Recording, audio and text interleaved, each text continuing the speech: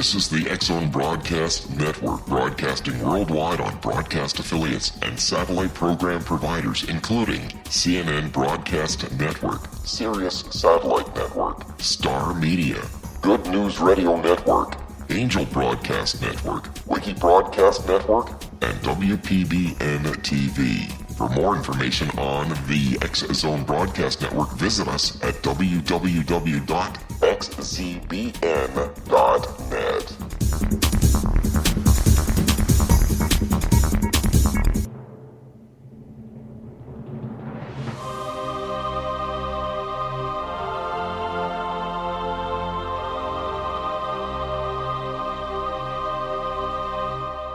The Science of Magic with Gwilda Wiyaka is largely an opinion talk show. All opinions, comments, or statements of fact expressed by Gwilda Wiyaka's guests are strictly their own and are not to be construed as those of the Science of Magic or endorsed in any manner by Gwilda Wiyaka, REL-MAR McConnell Media Company, its affiliated networks, stations, or employees.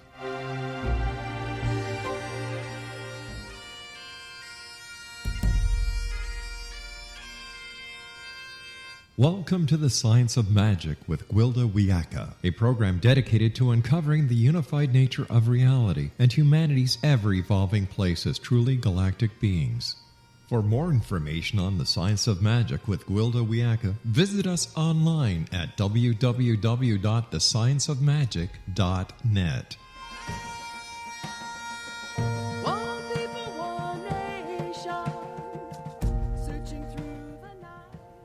Hello again, dear friends, and welcome to the Science of Magic, where we combine the science and magic of today's leading topics to co-create new solutions through evolutionary thinking. I'm your host, Gwilda Wiyaka. This hour we'll be exploring Iktumeo, or spider. Many Native American legends tell of how spider wove the original alphabet, making words possible. Others say spider is the weaver of realities, and yet others say her web is a gate between worlds. Upon contemplating the many aspects of spider as an archetypal force, we see all these things are true. Each letter forming language is a mapping of frequency. Each combination of frequencies is a separate reality. Realities united create the web of physical life. This web is the veil shaman passed through to enter the other world. We must transcend this same web to cross over when we leave our bodies. Rigid adherence to cultural language in the form of beliefs can bind us to a limited reality. Clinging to the web of the material world limits our consciousness, and when we die, can trap us as ghosts. Shamans use ritual and shifts of consciousness to pierce the veil in order to obtain knowledge and wisdom unavailable from this side. Many traditions sing their dead across, creating a passageway for the dying by transcending the veil with frequency of word and sound. Incidents of dying individuals seeing their dead ancestors or speaking of things beyond this reality are reported by all cultures and religious traditions, as well as emergency workers and hospice personnel. Natural thinning of the veil in preparation for death is a fascinating subject that our guest this hour has spent quite some time researching. With us to examine the topic of consciousness, death, and words from the other side is Lisa Smartt, the author of Words at the Threshold. A linguistic educator and poet, Lisa founded the Final Words Project, an ongoing study devoted to collecting and interpreting the mysterious language at the end of life. She co-facilitates workshops about language and consciousness with Raymond Moody at the universities, hospices, and conferences, and lives in the San Francisco Bay Area. Lisa, thanks for joining us on the Science of Magic. Great to be here, Gwilda. What exactly is a Final Words Project? The Final Words Project is an informal research study that I established in 2014, and it was founded to better understand the communications of the dying. No linguist had ever studied the language of people at end of life, and I became very curious when I was bedside with my father and heard remarkable changes in his words. So what drew you to researching people's final words? Absolutely. I have a training in linguistics. I went to UC Berkeley, and language has always intrigued me. But it was really when I sat bedside with my father that I realized that something different happens when people are dying to their language. And as my father entered the last 3 weeks of his life, I wrote down everything that he said, and what emerged was, well, you spoke about the spider, and what I saw at those last weeks of life was every leg of language, a web was woven of metaphor, of nonsense, of telepathic language, of nonverbal communication of all kinds. So the multi-legged spider appeared in those final days in the form of language. Was your father bilingual, or did he just speak one language? He spoke one language, but what emerged was from that single language, which was English. All of a sudden, I heard rich allegory and metaphor. Suddenly, he spoke in nonsensical terms. He began to talk of angels that he had never, ever believed in or saw before. So when I speak of the multi-legs, I'm speaking of the very different facets and types of language that we know exist. So there's nonsensical language, there's metaphor, there's, of course, nonverbal communication through hand movements and so forth. And then there's perception and speaking of another realm that we may not know in our everyday lives. And my father began referring to angels and things that he had never believed in while he was more lucid. We're going to have to, that's okay. We're going to have to take a short break. Lisa and I will return shortly, so don't go away. You're listening to The Science of Magic. Our current episodes are aired daily on the X-Zone Broadcast Network, xzbn.net. For prior innovative episodes can always be accessed free of charge on our website, thescienceofmagic.net.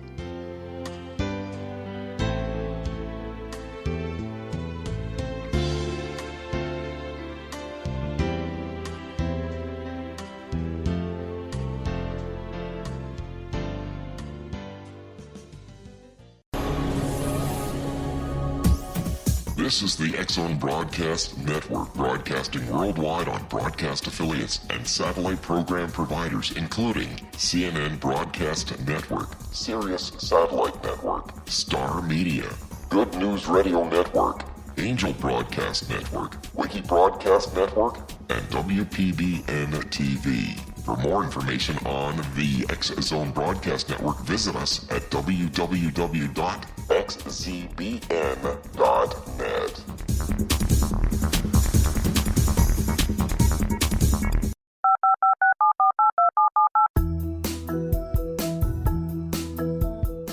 Did you know that when you're on the road with limited data or Wi-Fi, you can still listen to the X-Zone Radio Show with Rob McConnell, The Science of Magic with Gwilda Wiyaka, X-1, Dimension X, Space Patrol, and every minute of the X-Zone Broadcast Network by calling 213-401-0080, courtesy of Audio Now. No smartphone, app, or internet needed. It saves your data plan, and it's free if you have unlimited minutes. Call 213-401-0080 to listen on any phone, anytime, anywhere. Remember 213-401-0080 for the best of the paranormal, parapsychology, and sci-fi radio programming anywhere, 24/7, 365.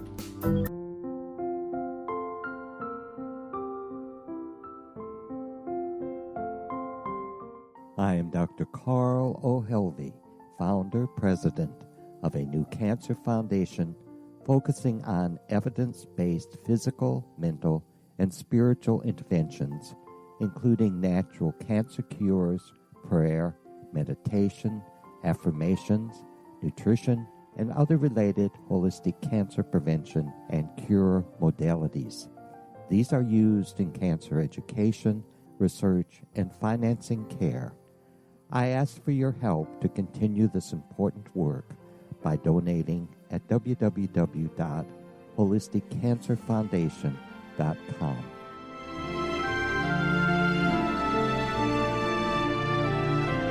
Hello, I'm Pete Marsh. With my daughter Justina, we will be presenting the new radio show, Too Good to Be True. If something seems too good to be true, it usually is. But with the help of Justina's amazing gifts, we're going to gain insight into questions that don't yet have complete answers. Have you wondered who built Stonehenge and for what reason? Why are crop circles found in the same region as Stonehenge and elsewhere? Are crop circles a hoax, or are they created with technologies that we have little knowledge of? Who built the pyramids in Egypt and also in other countries? How and why were they built? Was the Titanic switched with the Britannic as part of a gigantic insurance fraud, or for more insidious reasons? What caused the Tunguska event when trees were flattened over an 800 square mile area in Siberia? Will the new insights be too good to be true? Well, that will depend on what you are prepared to believe. Please join us as we start on this journey together. For more information on Too Good to Be True, visit www.xzbn.net. Little children aren't the only ones afraid of the dark. Millions of soldiers return from war zones with PTSD, anger, frustration, fear, and loneliness, much of which surfaces during the darkness of the night. You have the chance to change the lives of these American heroes. Songs and Stories for Soldiers.us provides free MP3 players for these men and women. With a list of 3 million songs in 16 different styles, 100,000 audiobooks, and 30,000 old-time radio programs, every veteran can find something to soothe and comfort them at no cost. All our players contain an 8-hour audio program designed to help veterans fall asleep.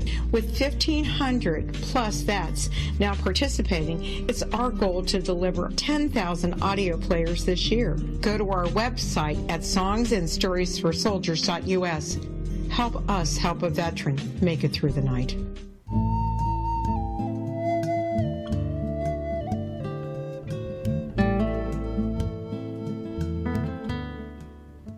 Welcome back. This is the Science of Magic, dedicated to unification and evolution of consciousness. I'm your host, Gwilda Wiyaka. Our guest this hour is founder of the Final Words Project and author of Words at the Threshold, Lisa Smartt. Her website, finalwordsproject.org. Lisa, how did you collect the data for your research?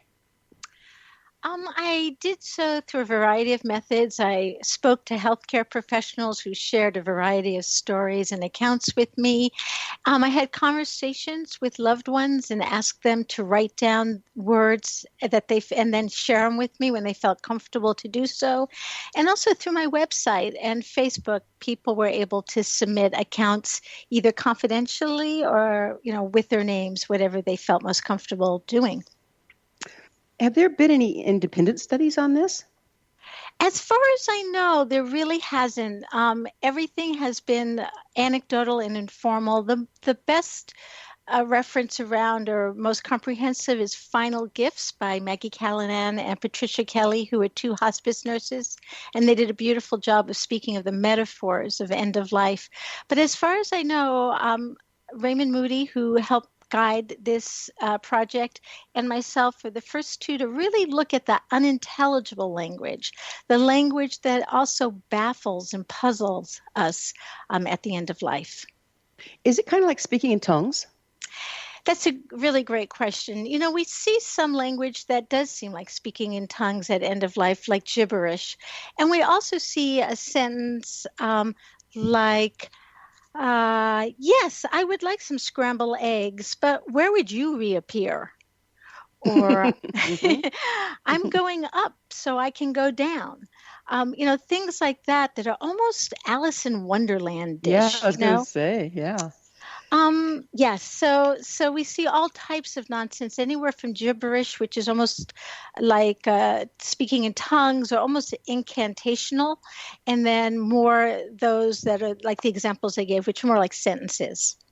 Well, shamanically speaking, there's a veil that holds this reality together. And in order to cross the veil, to either cross over or to get information like the shaman do, the veil needs to be thinned or broken in places. And they've used incantations, they've used nonsensical chanting, words, and it sounds very much like what you're talking about.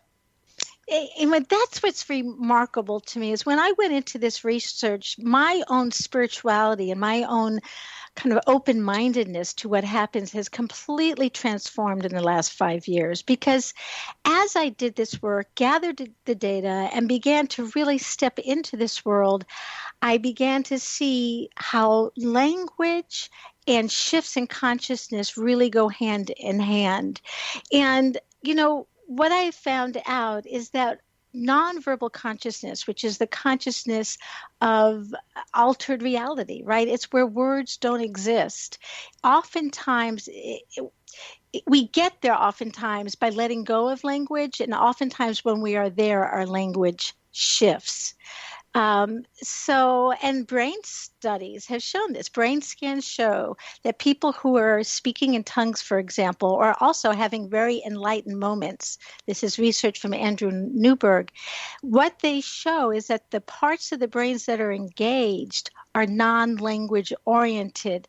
They're more connected to mystical and musical and transcendent experience. So oftentimes when we hear nonsense and those kinds of phrases, or even something like a koan, what's the sound of one hand clapping, we'll start seeing shifts in the brain that are more closely connected to mystical and transpersonal experiences that we see, for example, in mystics and monks, and I'm sure shamans as well.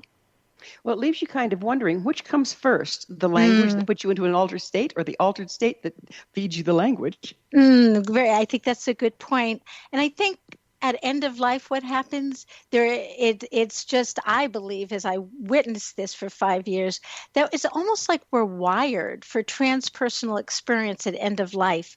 And I think our language just tracks this remarkable evolution from literal consciousness or verbal consciousness of, Gwilda, please hand me the cup over there, to something much more unique, to something like, hand me my passport, I need to get to the next country, where it's not really in the realm of the literal. And then we see this whole evolution at end of life of language that seems to move us closer and closer to some other type of consciousness. So my sense is that the consciousness shifts and our language moves along with it. However, when we're doing spells or incantations or doing shamanic work of some kind, and the language in that case may help us enter the same kind of state of being that people move into as they're dying. Amazing. Well, that's why they call it death, isn't it? The shamanic trance is oftentimes called death. So I didn't realize that. Realize that. That's some say I have to cross to the other side. I'm dying to this world and crossing to the other side. It's amazing to watch too. So, is there a commonality in the language of the dying from one case to the next? Oh, absolutely. I mean, the patterns, I now have 2,000 utterances that I collected. And as a linguist, I was trained to put things in, certain kinds of categories. And one of the categories that first emerges is that of metaphors. So we see people start speaking talking about boats coming or trains coming. Or again, I think I'd reference the whole idea of I need a passport. I'm going to another country. So we hear a lot of metaphors about travel because indeed people are lying still in their beds or not, with very little movement, but they're talking about needing to go somewhere and having their suitcase packed but waiting for the train to come. We also hear announcements of metaphors that I call momentous metaphors, announcing that some kind of big event is coming, anywhere from I'm getting ready for the big dance, or I'm waiting for the big dinner, or the golf game even, or a poker game. So it's very common to hear people say something like, my grandmother woke up in the middle of the night and started getting dressed in a long gown that was in the back of the closet. She was sitting at her dressing table, putting on her jewelry and makeup. An aide came to see what was going on. My grandma said, why? I'm getting ready for the big dance. She then lay down on the bed and died. Whoa. It kind of takes the fear out of it, doesn't it? It just seems kind of joyous in a way. Again, I did not enter this research expecting any kind of personal transformation. I walked into it as a linguist with a pen in hand. And actually what happened is that pen was almost like an umbrella that opened up and took me to another place, because I personally have really lost the fear of dying by witnessing the hundreds and hundreds of words that people say as they're crossing. What age group did your studies include? Really, all ages. I worked very closely with a couple hospice nurses that work specifically with children. So I heard their accounts that, of course, the parents were saddened by these tragedies, and yet the children brought so much wisdom in their final words, and often remarked about seeing their grandmothers and angels who were coming, and gave their mothers and fathers great comfort as they heard these words. And then I, really people of all ages, wherever there were hospice patients, there were final words, and it ranged from any age from 6 years old to 102. How did it change you in your views of life after death, doing this study? Oh, in every imaginable way. First of all, I think as a linguist, I understood that language can take many forms and that there's no one type of language that's better than another kind of language. For example, whether you hear language from the ghetto or language from China or language from highly educated academic, all that language is the same, and it's an expression of the human experience and who we are as humans, and no language is better than the other. However, I didn't really fully understand how language has so many faces and facets and capacities, and that something nonsensical truly may not be inferior language. People think, oh my God, my mother's speaking nonsense. She's really losing it. It's so scary and terrible.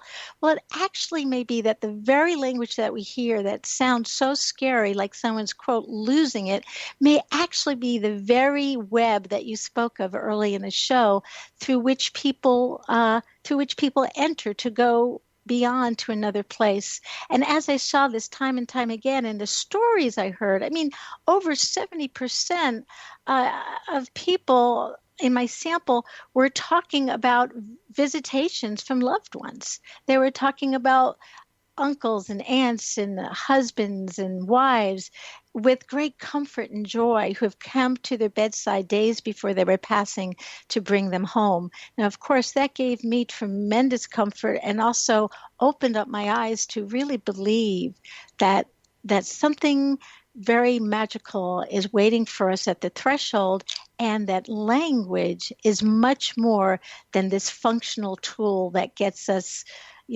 dinner at the restaurant. Exactly. It's much, much more powerful. I help the dead to cross as part of my practice. It's psychopomp. But I was helping my mother die, and I was holding the gate. In other words, I was holding a frequency that was kind of between worlds so that she could access it when she was ready. And I became aware of ancestors that I recognized them because I saw pictures of them in the room, but they weren't really in the room. It was just amazing to watch. Oh, beautiful. Just amazing to watch. And what a comfort to know that somebody's going to help you out of the other side. Have you ever heard of anyone that didn't find their way? That's a really, really, really good question. Yes, there were. And there was one story that I thought was very intriguing. This father would always say to his son, he quoted from Invictus, and he would say to his son whenever his son was complaining, I am the master of my fate. I am the captain of my soul. He was a tough military man and say, don't complain about anything. Remember, you're the master of your fate. And right before his father passed, and he was really struggling with surrendering, because most people, it seems, are able to find a place of surrenderance, but his father was really struggling. And the very last thing he said was, I am the master of my fate. I am the captain of my soul. And then he screamed, bullsh. And he died, right? But it was sort of like he had that one moment where I got the sense from this story that he slammed into some kind of reality, right? That he realized he wasn't, but he never seemed to fully come to that place of transformation and surrenderance to what was before him. We have about a minute left in this segment, and I've seen people really struggle because they don't believe in life after death, really struggle in the death process. Have you experienced that? I absolutely have. And I encourage people, one thing to do is pick up the pencil and begin to transcribe their loved one's words. And it's one way, I think, to get this sense that something very unusual is going on, and also something very sacred. The sacredness is so important, and it's so sad to see people suffer so when yielding is so easy at the end. If you just can trust it, Yes, yes. Yeah. Well, we're going to have to take another quick break. Lisa and I will return to our discussion on the other side, so don't go away. We're coming to you through the X Zone Broadcast Network. Don't miss the other fine shows and hosts on xzbn.net. You're listening to The Science of Magic, your resource for creative solutions in a changing world, thescienceofmagic.net.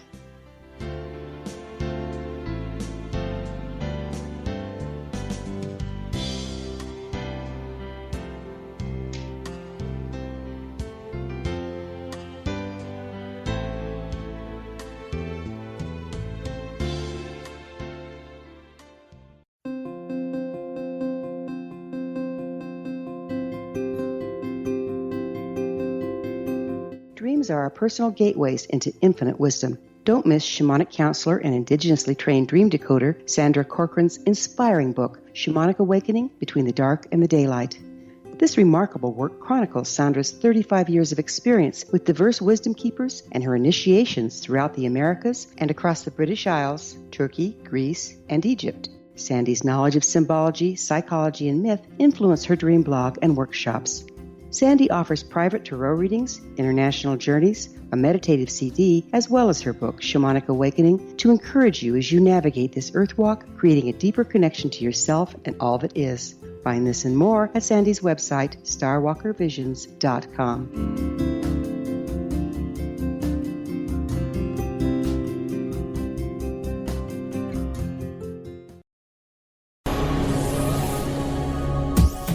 This is the X Zone Broadcast Network, broadcasting worldwide on broadcast affiliates and satellite program providers, including CNN Broadcast Network, Sirius Satellite Network, Star Media, Good News Radio Network, Angel Broadcast Network, Wiki Broadcast Network, and WPBN TV. For more information on the X Zone Broadcast Network, visit us at www.xzbn.net.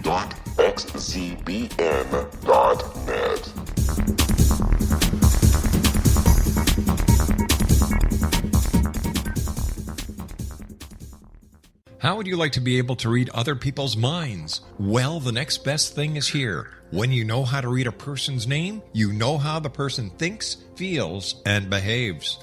Each letter in our name holds a key to unlock our true essence. Our name contains both our gifts and challenges in this lifetime.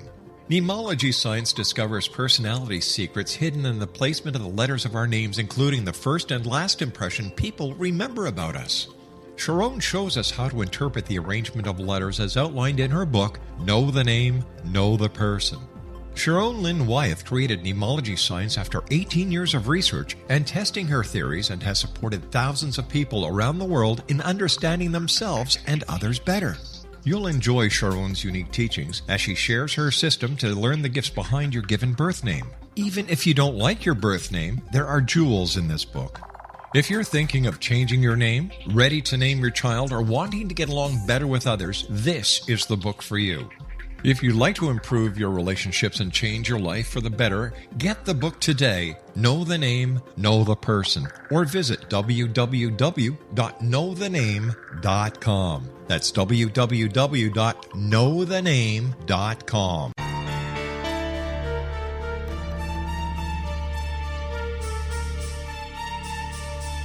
Hello, I'm Justina Marsh, and with my dad Pete, we are going to present a new show called Too Good to Be True. Together, we are aiming to discover more truths about this world and beyond. Do you have unanswered questions about the world? Do you ever wonder about aliens, conspiracy theories, or the universe?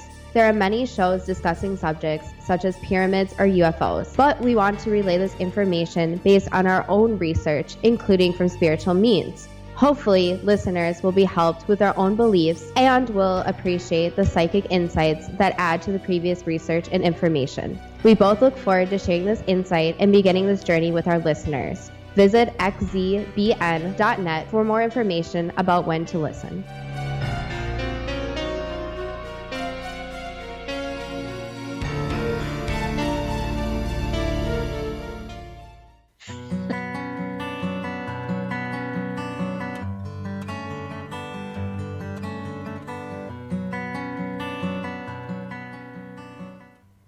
Welcome back. This is the Science of Magic, a place where magic and science come together to promote enlightenment. I'm your host, Gwilda Wiyaka. Our guest this hour is founder of Final Words Project and author of Words at the Threshold, Lisa Smartt. Her website, finalwordsproject.org. Lisa, a couple times we've touched on metaphors and allegories at when somebody's getting ready to cross. What do you think the purpose? I mean, we see those. That's the way shamanic information comes through. What do you think is going on there for the dying that they start suddenly tapping into the metaphors and allegories? I think there are a few things that are happening. One is, I think shamanic work, and I don't know as much about it, so bear with me here, but there's the whole idea of dream time, which is an interface between realities. So I think people are entering what I would call dream time, right? And we know that our dreams are filled with symbols and allegories, and that they are as real as this world, and it's so often. And I think also that I've heard from those who have died and then come back, when they talk about the other side, everyone says it's ineffable, that there are no words for it, and that the only way that they can talk about their experience is to compare it to something else. But even those comparisons don't really do justice to their experience. I remember when I said to my father, how you doing, Dad? And then his secretary was also there. And he turned to both of us and he said, Alice, this is very interesting. I've never done this before. And he didn't say dying, right? He said this kind of mysterious this. And I think what metaphor allows people to do is to speak of something that is completely incomprehensible and compare it and find a source of comparison, though it may not be conscious. That's an unconscious process. And I also believe that there's this kind of dreamtime world that is somehow, one portal or way we connect to the other side. And I think that becomes very prominent in our final days. And research into the dreams of the dying tell us that people have these evolving dreams where they're working out some of their fears and concerns.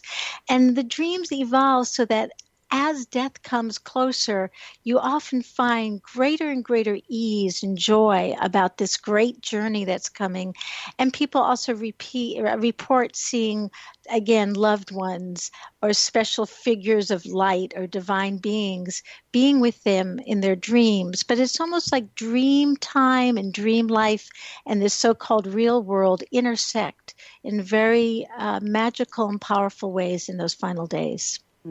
The people that I've been around helping cross, some of them were my relatives and some were clients. The one thing I've noticed in all of them, no matter their condition, is right towards the end, all of a sudden they get this burst of energy or lucidity that they haven't demonstrated maybe for months. Have you experienced that, and what do you think that's about? That is something I saw frequently in my research, and other researchers are just beginning to take a look at right now. And I've heard the expression terminal lucidity and also the sunset day.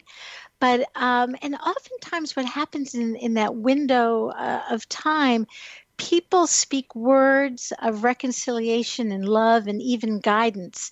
And I heard stories of people who were completely unresponsive, who appeared to be in comas, that everyone thought that the loved one was completely not there.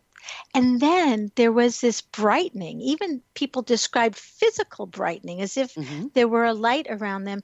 And they would say things such as, tell everyone I love them and I'm okay. And then would go back into the state. Or, I never told you that I loved you, Barbara. And then go back into another state. One story that was the most remarkable of this period of lucidity was a gentleman described that his mother had Alzheimer's for several years, and he just didn't feel that they connected verbally and at all.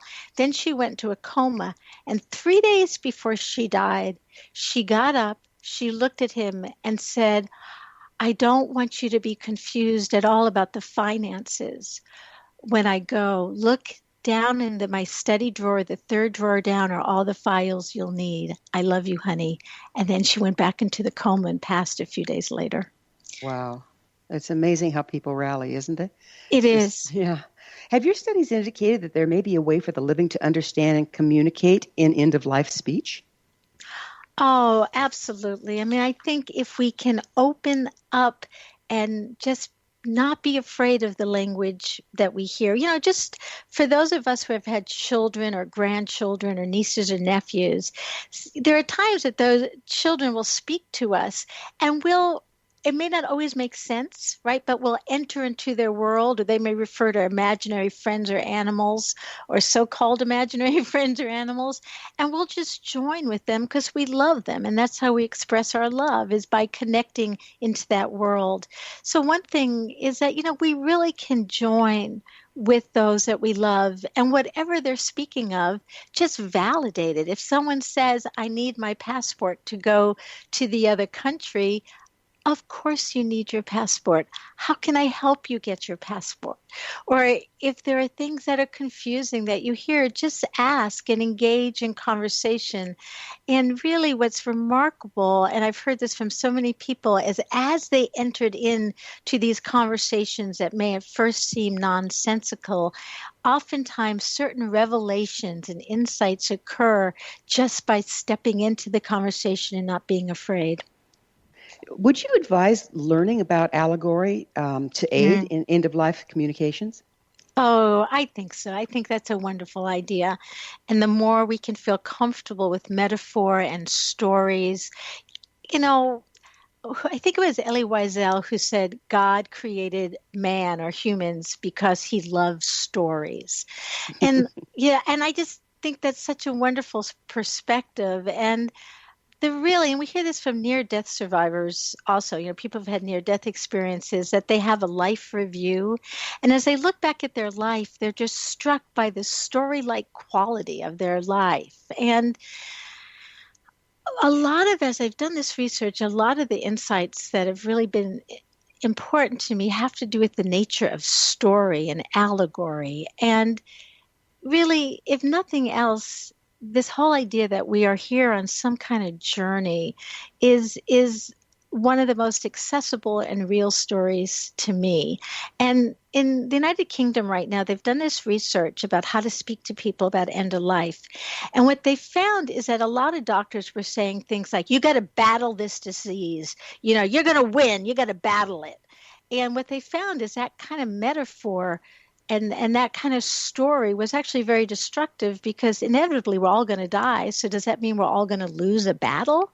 And what they found is if you talked about death and dying as a journey and as a passage, that the results for everybody was more compassionate and more comforting, whatever their spiritual beliefs were. So I think allegory and story is so core to the human experience in every way. So yes, I think so, indeed, Gwilda. How do you see your work as serving to help engage those who we love in their final days? My hope is that as people realize that the language that we hear at end of life, and that hasn't really been studied at all in the past, I mean, this is a very new frontier, but that language may actually have its own wisdom and have patterns, and almost like nature has these patterns that we may not fully understand until we can enter in and honor and just open up the possibility that this is divine and sacred order, just like trees and leaves are, right? There's the same order in it. So I really, as people see that the patterns of language that I found are consistent and seem to, in my opinion, have some kind of divine structure that invites us into the web, invites us into entering into a new dimension, and to also celebrate the dimension we're in right here. Mm. One thing that I've noticed over the years is the quality that hospice nurses take on. Mm. And I had a friend that I knew her before she was a hospice nurse, and then I knew her after she'd done it numerous years. And a lot of times people say, how can you have such a morbid job? And yet I find more peace and more groundedness in those people that work with the dying day in and day out than most people. Can you explain that? Oh, I have been so impressed and moved by the people that I have had the privilege to interview in these last 4 or 5 years. And now some of my best friends are people who work in hospice. And I think, one of the stories that I have from this work is of a nurse who works in hospice in a very prestigious medical facility. She asked me not to mention her name or where it is, but she started having this experience of, she calls it the language of the soul. She started having telepathic communication with her patients. Now, this is a woman who is scientifically trained, medical professional, as grounded as they come.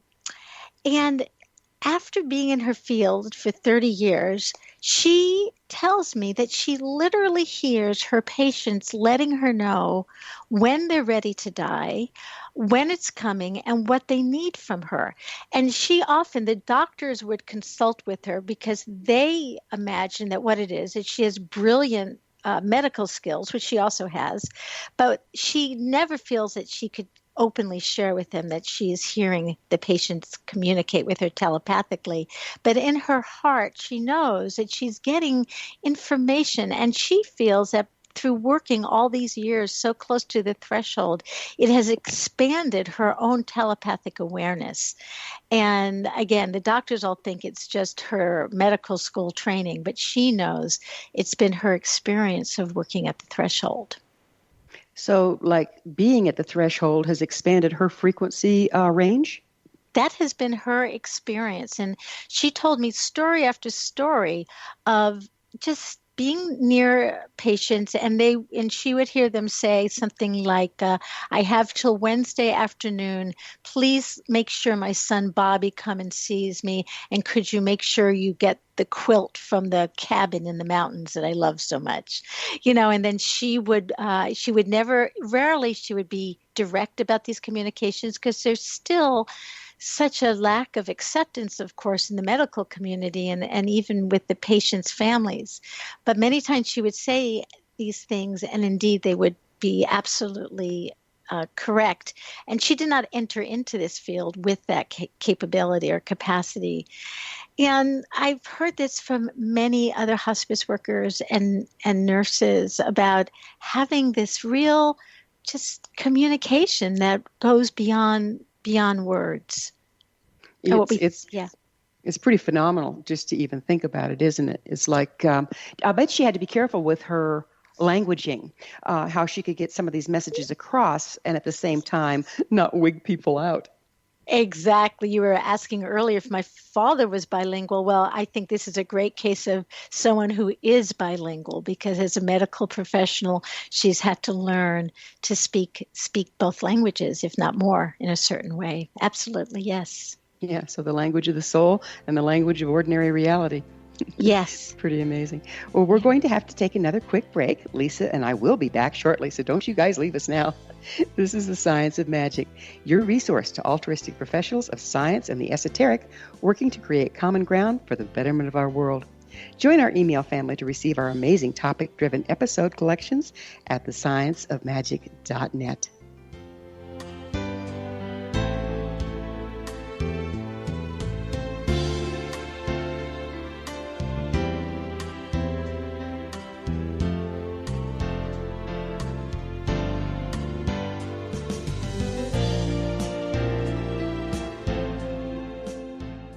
Hi everyone, Rob McConnell here, and I wanted to spend a moment on internet streaming. Everybody has heard about internet streaming, but not many know much about it. Did you know the internet streams just about everything? Movies. From new releases to old classics. TV shows. Almost every show, every episode, and much more. But the question has always been, how do you do it? Well now, thanks to the folks at 123 Ready TV, I have the answer for you. They have developed a simple program app, 123 Ready TV, that you install on your Windows PC, Android smartphone, or Android tablet that can have you streaming like a pro in less than 5 minutes. You truly won't believe how much is available or how easy it is to do until you try. And for a one-time cost of only $19.99, this product is a real winner. To learn more about 123 Ready TV, visit our website at www.xzbn.net.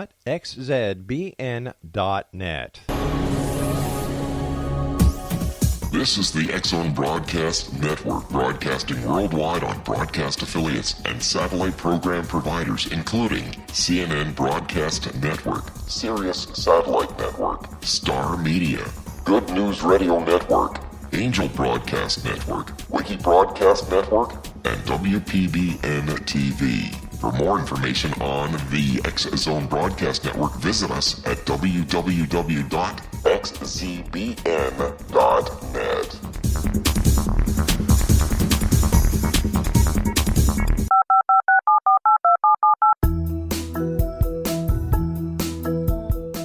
Did you know that when you're on the road with limited data or Wi-Fi, you can still listen to the X-Zone Radio Show with Rob McConnell, The Science of Magic with Gwilda Wiyaka, X-1, Dimension X, Space Patrol, and every minute of the X-Zone Broadcast Network by calling 213-401-0080, courtesy of Audio Now. No smartphone, app, or internet needed. It saves your data plan, and it's free if you have unlimited minutes.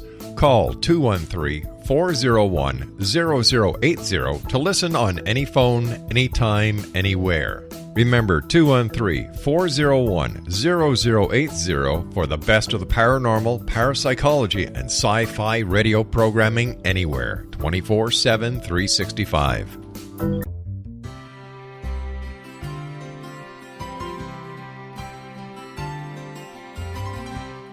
True healing must address 4 levels: physical, emotional, mental, and spiritual, for us to live joyful and productive lives. We tend to treat 3 of the 4, leaving the spiritual languishing. If you're tired of the same dysfunctional patterns cropping up in your life, Soul Balancing is for you. Trixie Phelps, owner and founder of Soul Balancing, is a naturally gifted energy healer trained in numerous esoteric forms, including shamanism. Trixie has created a powerful modality that safely and effectively clears your energetic field. A Soul Balancing session can remove interference, heal trauma, and restore your hope. Contact Trixie for a life-changing long-distance session today, www.soulbalancing.world.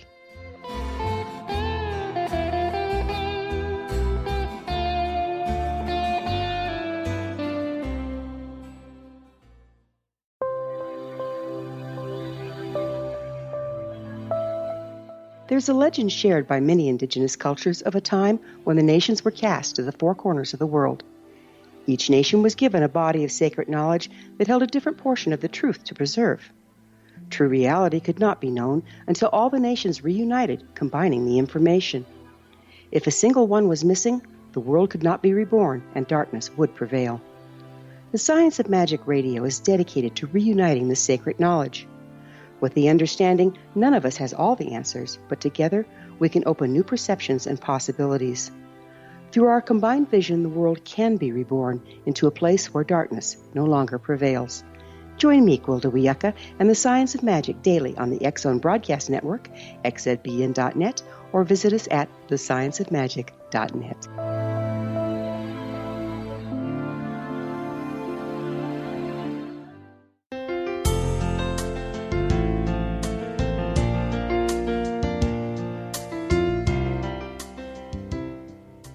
Welcome back. This is the Science of Magic, bringing together gifted people of service to the world. I'm your host, Gwilda Wiyaka. What's up in your world? Email me at info@thescienceofmagic.net and suggest a topic that's on your mind. You're probably not the only one interested. Our guest this hour is founder of Final Words Project and author of Words at the Threshold, Lisa Smartt. Her website, finalwordsproject.org. Lisa, do you think that language unravels as we transcend the web of physical reality and the frequencies holding it together? Yes, I do. And what really intrigues me is that you see, it seems that the language unravels and it takes us, it's like a thread that takes us back to the beginning of life. Because we know that, of course, when we're born, we are born with the capacity to speak and recognize 800 phonemes, and that's sounds. And that large capacity suddenly becomes reduced within 6 months as we learn our native language. So, for example, in English, we have 44 phonemes. So, and if we have other languages, that capacity is larger, of course. If there are other languages, we learn other sounds. But basically, we come into the world with this infinite capacity. And then quickly, as we manifest and come into this world, we see this progression of language acquisition that involves first these sounds, this gibberish, nonsense. We see invisible and unseen, references to unseen beings and invisible beings. And so a lot more metaphor and symbolic language in ways in the language of children often. So it's fascinating to me that it almost is if everything that occurs early on in life in terms of language development almost unravels at the portal. And, I had stories, for example, of people who are dying speaking with toddlers. In fact, one grandfather spoke of his toddler and looked at her and said, "How can that baby be in both worlds at once?" Mm-hmm. And there was another story of a woman who was dying, a grandmother and a great-grandchild, I think, sitting on the bed, and they were both speaking gibberish together as if they understood each other. So it does seem that language unravels. And when you think about language and how it connects us to this literal world, it's literal language gets us through our literal ordinary days. And unusual language takes us somewhere else, as we've talked about before. And I almost get this sense that language is like a coat we put on. We all have a different coat, whether it's French or Chinese, but we come into this world and we get into this jacket or coat that we wear throughout our life. And then literally those threads do unravel bit by bit as we're dying. And what's really fascinating in those final weeks is to see that sacred unraveling. And then we go back to this whole idea of the web, right? A new web seems to be being built out of that deconstruction of language. So the answer is I do indeed see some kind of unraveling, but I don't think it's a negative unraveling. I think something new is being woven of those threads. I like the way you related it to being born. I mean, you're birthed into death, and I've been at births and I've been at deaths, and they're very similar. I have heard this. There are so many hospice nurses that I interviewed who said to me that they were either formerly labor and delivery nurses or someday want to be labor and delivery nurses. And many times I have walked into rooms where people have died. I do not have as much experience as you do, but I've had that feeling of that very sacred quality that a birth room has. And, birth is not easy. You can walk into a room where birth has taken place and it's bloody and painful. I mean, it's not necessarily beautiful how we think of beauty necessarily, and that can be true in the rooms of the dying, but there is a sacredness about it that is just unforgettable and completely tenable. You can feel it. And my experience with many people who are dying is that they seem to have an expanded awareness. I mean, I was told by many professionals that the dying can hear what we say in the room next door, and to really recognize that the silence that surrounds a person who's dying doesn't mean that they are no longer hearing us. Right. It's amazing how long the ability to hear lasts after the ability to interact leaves. Yes. And I've heard that from people who've done research in comas also, that people who come out of comas report that they have much higher level of awareness than many of us think, that there's much more going on, much more consciousness happening, even though to the world around them they seem completely unresponsive. So, another thing that comes to my mind is that if you've ever heard anybody doing sleep talk, it sounds very much like the end of life talk. Oh, you are so right about that. And one of the things I've tried to do, I've had at a couple presentations that I've done, I've had people say, oh, my husband or my wife or my friend speaks at night, speaks in their sleep. And I said, oh, please tape record it, please, please, please, so I can analyze it. And several people have promised, but no one has yet delivered any transcripts to me of that night talk. I would just, if anyone in your listening audience would ever want to do that, I would be so, so grateful. So if you're a spouse that happens to speak in your sleep, keep an eye on your spouse because they may have a tape recorder, right? Exactly. So what does this tell us about, what does end-of-life speech indicate about consciousness? It indicates to me that that consciousness continues in some ways. There are some examples of things I haven't mentioned today, and one of them is something I call sustained narratives, where someone may begin a story 3 weeks before they die about waiting for the train to come and packing their suitcase. And over several weeks, the story evolves. And how can a story like that evolve if there's no consciousness? Or how can someone come out of a coma to describe to their loved one where they left the files for them?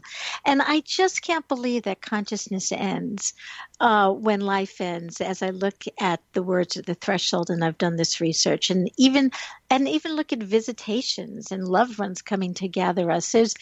There's too much here in the data, and I keep getting more data literally every day that just confirms for me that consciousness continues. And I believe language is like the tracks in the sand that we can follow to see that. What do you think is the most important thing we can learn from end-of-life speech? That language has many aspects to it, and to honor and respect language for its many capabilities, and that language has a capacity not only to bring us into this dimension and this reality, and that's very helpful when you, as I said, when you want a cup of water or order dinner at a restaurant, but language also has a capacity to bring us into other dimensions. And also, as we're in other dimensions, new language is revealed to us. So I believe that the language of the threshold teaches us about the richness of the world at the threshold, and also of the richness of language itself.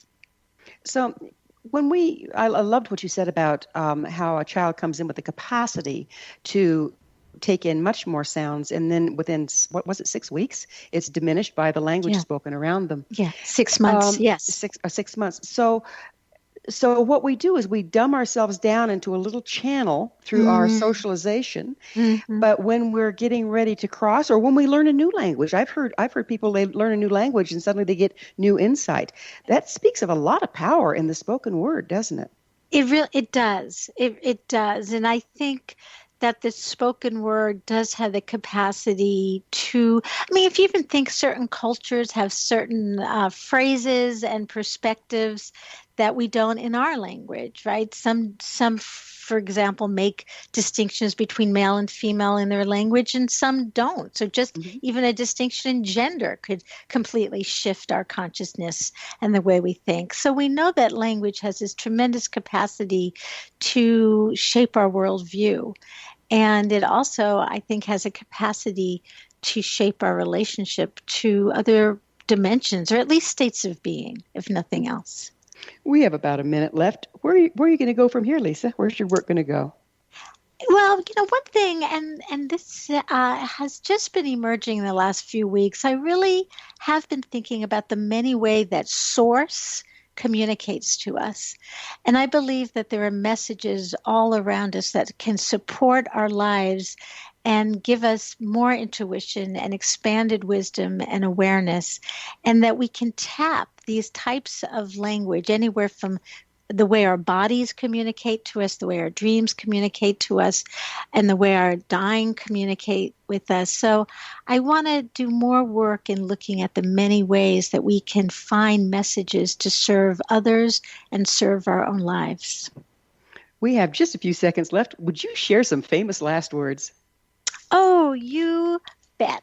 Let's get some here. Steve Jobs, many of us know. Oh, wow. Oh, wow. Oh, Oh, wow. And we are out of time. Our guest this hour has been founder of Final Words Project and author of Words at the Threshold, Lisa Smartt. Her website, finalwordsproject.org. This has been The Science of Magic. For in-depth exploration of leading-edge subjects from numerous authorities and viewpoints, join our email family to receive our topic-driven episode collections at thescienceofmagic.net.